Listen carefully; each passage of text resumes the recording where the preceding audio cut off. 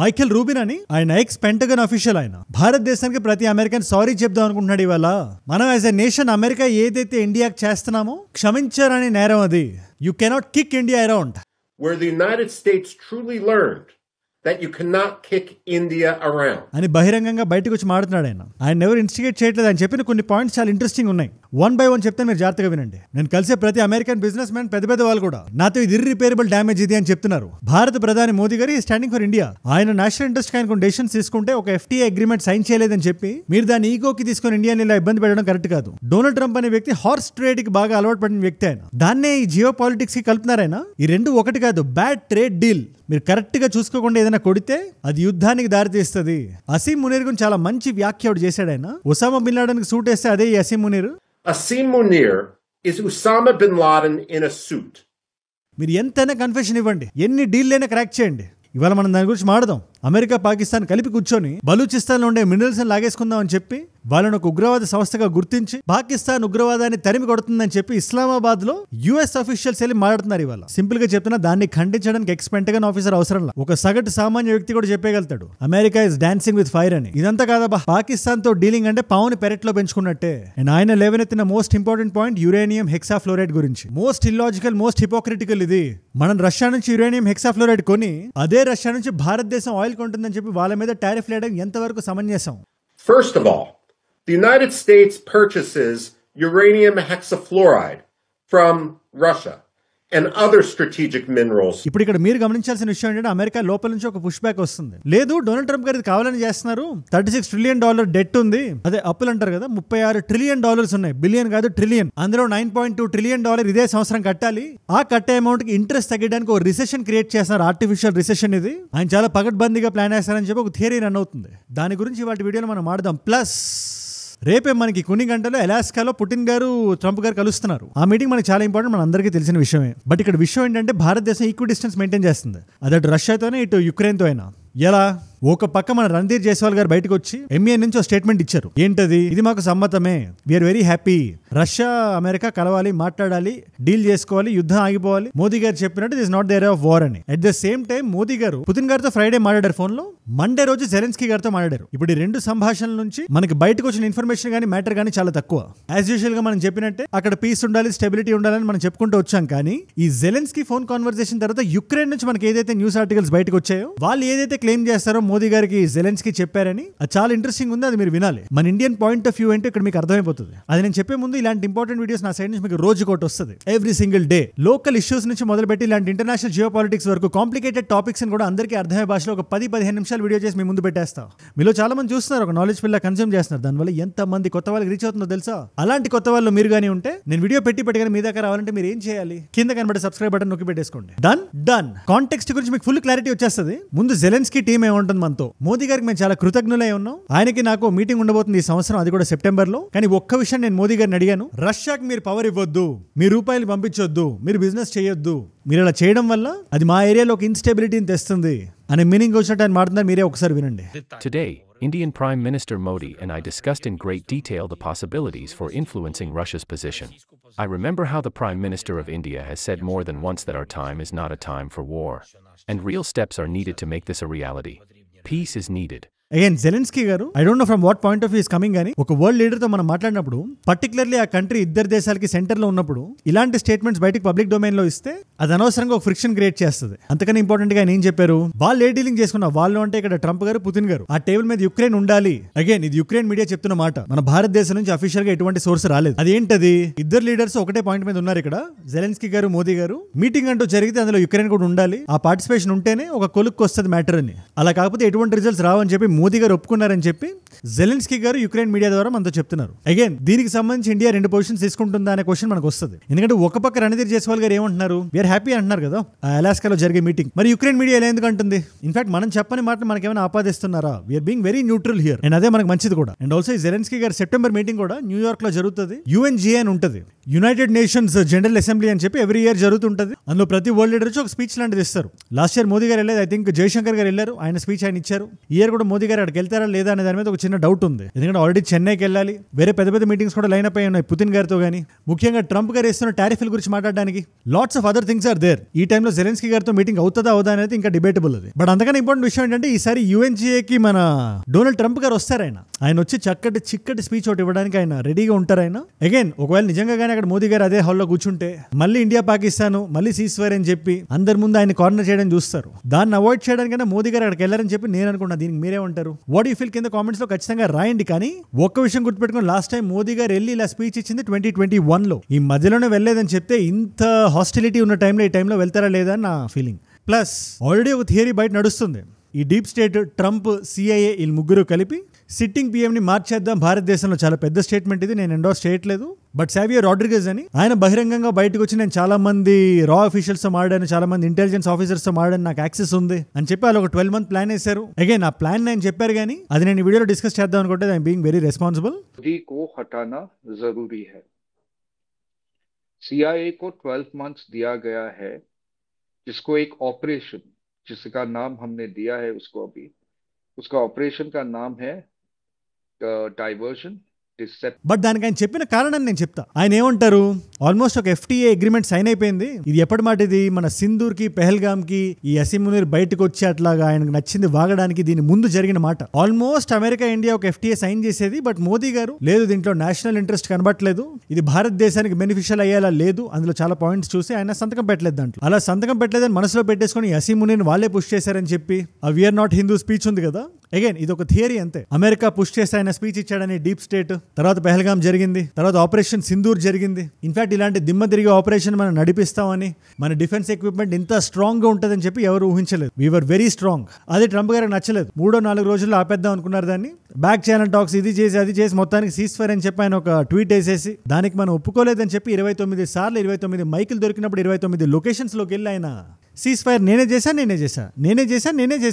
అని different modulations ఆయన వెల్లడించి, దానికి మనం ఒప్పుకోకపోతే ఖండించి, లేదు దానికి కూడా ససేమీరా అంటే టారిఫ్ వేసి, ఆ టారిఫ్ కూడా భయపడిపోతే ఆ టారిఫ్ని డబుల్ చేసి, బయట ప్రపంచం తిడుతుంది కదా అని చెప్పి రష్యాని సాకులా తెచ్చి, మీరు కరెక్ట్గా అబ్జర్వ్ చేయండి, మనకన్నా ఎక్కువ క్రూడ్ ఆయిల్ కొనే దేశం చైనానే కదా. మనం నెంబర్ 2 ఉన్నాం.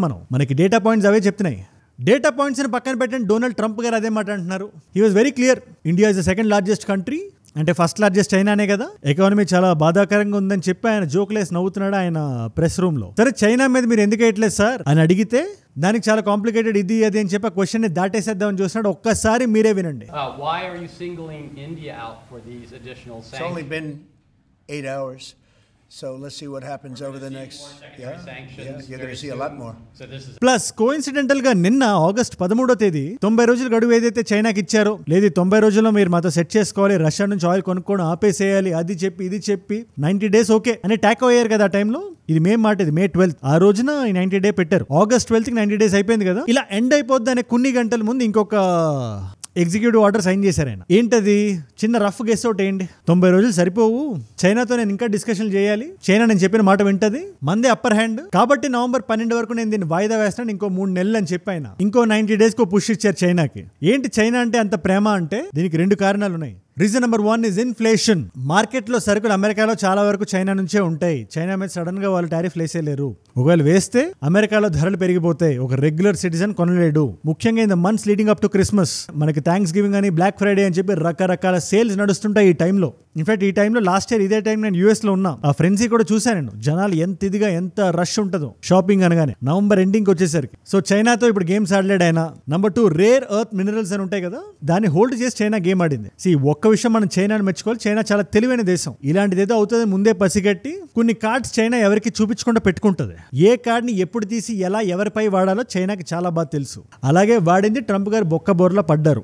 The moment rare earth minerals block చేయగానే అమెరికాలో చాలా వరకు ప్రొడక్షన్ ఆగిపోతుంది. ఎందుకంటే వాటికి ఫౌండేషన్ మెటీరియల్స్ అంటారు కదా, ఆ మెటల్స్ ఇవే. సో అమెరికాతో కొంచెం ఆ డీలింగ్ చేసి ప్రస్తుతానికి ఒక 30% అమెరికా చైనా మీద వేసేలాగా, 10% అమెరికా మీద చైనా వేసేలాగా ఇవాళకి ఉంది. లేకపోతే 145-125 దాకా వెళ్ళిపోయింది కదా.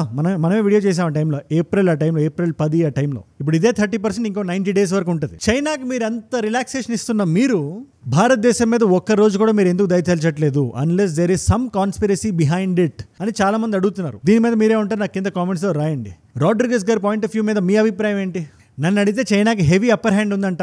ఈ ఇయర్ మరి డొనాల్డ్ ట్రంప్ గారు చైనాకి వెళ్తారో లేదో నాకు తెలియదు, కానీ నవంబర్ లోపల మాత్రం చాలా మీటింగ్లు అవి సెట్ చేసి ఎక్స్పర్ట్లు గట్రా కూర్చొని ఒక సరసమైన డీల్ ఒకటి క్రాక్ చేయడానికి తెగ ప్రయత్నిస్తున్నారు. చైనా ఏమైనా తక్కువ తిందా? ఇలాంటి టైంలో అమెరికా మాట చైనా వినాలంటే చైనా చాలా కండిషన్స్ ముందు పెడుతుంది. అందులో number 1 condition fentanyl related duties ఏవైతే చైనా మీద అమెరికా పెట్టిందో అవన్నీ కట్ చేయమంటుంది. అగైన్ ఇప్పుడు ఈ ఫెంటనిల్ కూడా చాలా టఫ్ డిఫరెంట్ టాపిక్. అది మీ అందరికి సింపుల్ గా చెప్తే అర్థమయ్యేలాగా, చైనా ఎలాంటి గేమ్ ఆడుతుందంటే, ఒక దేశాన్ని మనం క్రష్ చేయాలంటే బార్డర్ల దగ్గరికి వెళ్ళి యుద్ధాలు చేయాల్సిన అవసరం లేదు. ఆ దేశంలో ఉండే సిటిజన్స్ ని మనం వీక్ చేసేస్తే, ఇమ్మోరలైజ్ చేస్తే, ఇంపార్టెంట్ చేస్తే, ఏది ఇంటెలెక్చువల్ గా నేను చెప్పేది, వాళ్ళ బ్రెయిన్ వేరింగ్ ని మనం అటు ఇటు తిప్పేసి ఈ వైర్ని అక్కడ ఆ వైర్ని ఇక్కడ పెట్టేస్తే దేశం ఆటోమేటిక్ గా మునిగిపోద్ది అని చెప్పి ఒక చైనా ఒక ప్లాన్ వేసింది. అగైన్ ఇది కూడా చైనా ఎప్పటికీ ఒప్పుకోదు, కానీ టార్గెటెడ్ గా స్ట్రాటజిక్ గా ఫెంటనిల్ అనే కాంపౌండ్ ని బార్డర్స్ దాటిస్తుంది యుఎస్. ఇప్పుడు ఈ కాంపౌండ్ చైనాలో కూడా ఇల్లీగలే. మరి అలాంటి కాంపౌండ్ చైనా నుంచి ఎలా వెళ్తుంది? Question number 1. Question number 2, US లో బ్యాన్ చేశారని తెలిసినా కూడా మెక్సికోకి పంపించి ఇల్లీగల్ గా యుఎస్ లోకి తెస్తుంది. నేను శాన్ ఫ్రాన్సిస్కో అదంతా తిరిగా, నేను మన రోడ్ల మీద నడుస్తుంటే జనాలు పాపం చాలా బాధ అనిపించింది. వాళ్ళు చూస్తే మనకు భయం వేస్తుంది, కానీ వాళ్ళు మనల్ని ఏం చేయరు. అది టూరిస్టులైనా రెగ్యులర్ పీపుల్ అయినా వాళ్ళ పనేదో వాళ్ళు చేసుకుంటుంటారు. కానీ బాగా ఇలాంటి మత్తు పదార్థాలకు బాగా అలవాటు పడిపోయి ఏం చేయాలో తెలియక బాడీ అంతా డ్యామేజ్ అయిపోయి మన కళ్ళ ముందే క్షీణించిపోతూ ఉంటారు. అది ఎక్కడి నుంచి వస్తుంది ఆ కాంపౌండ్ ఏంటి అని కనుక్కుంటే ఆ టైంలోనే ఈ ఫెంటనిల్ గురించి తెలిసింది నాకు.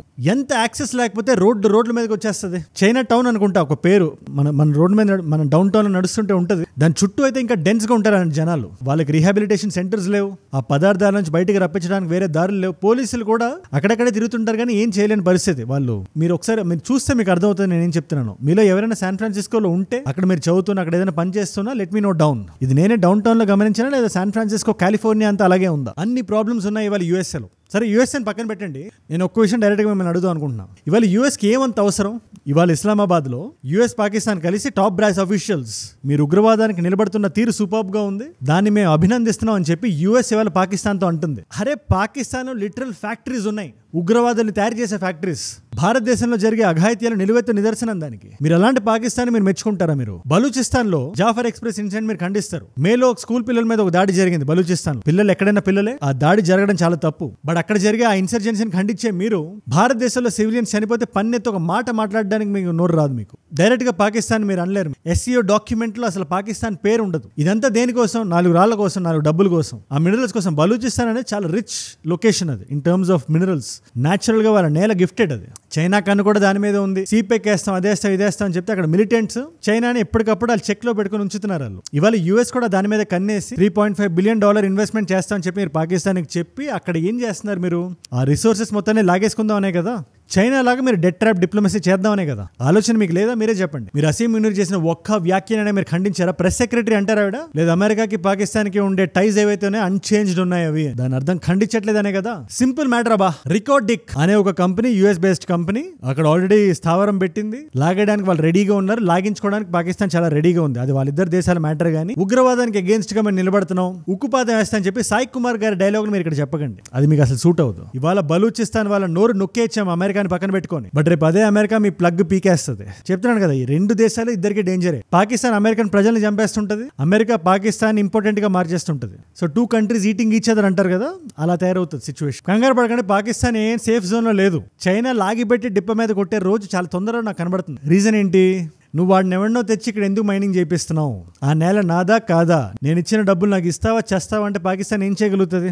ముందు నొయ్యి వెనక గొయ్యి అంటే ఇదేనేమో. అమెరికా ఇలా చేయడం కొత్త ఏమీ కాదు, దానికి నేను సర్ప్రైజ్ అవ్వట్లేదు. కానీ కొన్ని నెలల వ్యవధిలో ఫారెన్ పాలసీ ఇలా మారిపోవడం మాత్రం that credit card goes to Trump only. దాంట్లో ఎటువంటి సందేహం లేదు, నిస్సందేహంగా మనం చెప్పేయచ్చు. అండ్ మార్కో రూబిన్ అనే ఎక్స్ పెంటగాన్ అఫీషియల్ చెప్పినట్టు అమెరికన్స్ మనల్ని సారీ అడిగే రోజు వస్తుంది. Every American businessman who you talk to really wishes that they could apologize to India. వాళ్ళ హిస్టరీ టెక్స్ట్ బుక్స్ లో హూ లాస్ట్ ఇండియా అని ఫిల్ ఇన్ ద బ్లాంక్స్ లో వస్తే దాని ఆన్సర్ డొనాల్డ్ ట్రంప్ అని రాసే రోజు కూడా చాలా దగ్గరలో ఉంది. దీని మీద మీరేమంటారు? సరే, ఎనీవేస్ ఇవాళ మల్టిపుల్ చాయిస్ క్వశ్చన్ మీ అందరికీ. ఒకళ్ళ మిలిటరీ ఫెసిలిటీస్ ఒకరు వాడుకోవచ్చు అని, ఒకళ్ళ బేస్లు ఇంకోళ్ళు వాడుకోవచ్చు అని, ఒకళ్ళ రీఫ్యూలింగ్ సెంటర్స్ ఒకరు వాడుకోవచ్చు అని చెప్పి ఇండియా యూఎస్ఏ ఒక అకార్డ్ సైన్ చేశారు, ఒక డాక్యుమెంట్ 2016లో. దాని పేరేంటి? Option A is COMCASA, option B is LEMOA, option C is BECA, option D is GSOMIA. తెలిస్తే కింద రాయండి. తెలుసుకుందాం అనుకుంటే మాత్రం ఇన్స్టాగ్రామ్ కి వచ్చేసండి. అజయ్ ఫ్రమ్ ఏజుడ్ అని ఉంటుంది. అజయ్ ఫ్రమ్ అని రాస్తే పక్కన వచ్చేస్తుంది. It's 1+ million verified profile, tick mark అది ఉంటుంది. మీరు టక్ అని వచ్చేసి అక్కడ ఇలాంటి వీడియోస్ ని రీల్స్ లా చూడొచ్చు.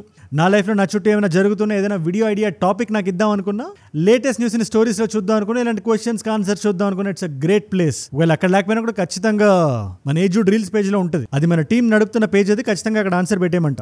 Definitely check it out.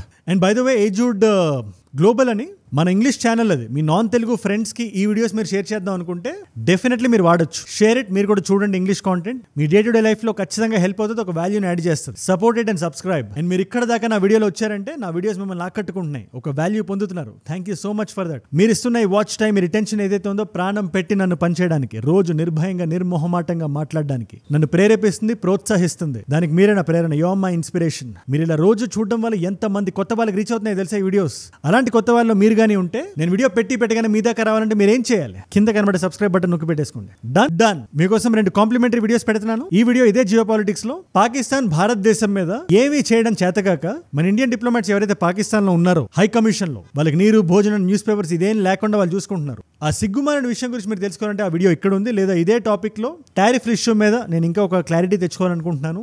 ఏంటి డొనాల్డ్ ట్రంప్, ఏంటి ఆయన స్కెచ్ ఏంటి, స్కీమ్ ఏంటి, ప్లాన్ ఏంటి అనుకుంటే ఆ వీడియో ఇక్కడ ఉంది. మీకు ఏ వీడియో ఇంట్రెస్ట్ ఉంటే ఆ వీడియోని చూడండి. నేను మళ్ళీ మిమ్మల్ని రేపు కలుస్తా. మనందరం కలిసి పెరగాలి, కలిసి ఎదగాలి. Let us all grow together. Let us all rise together.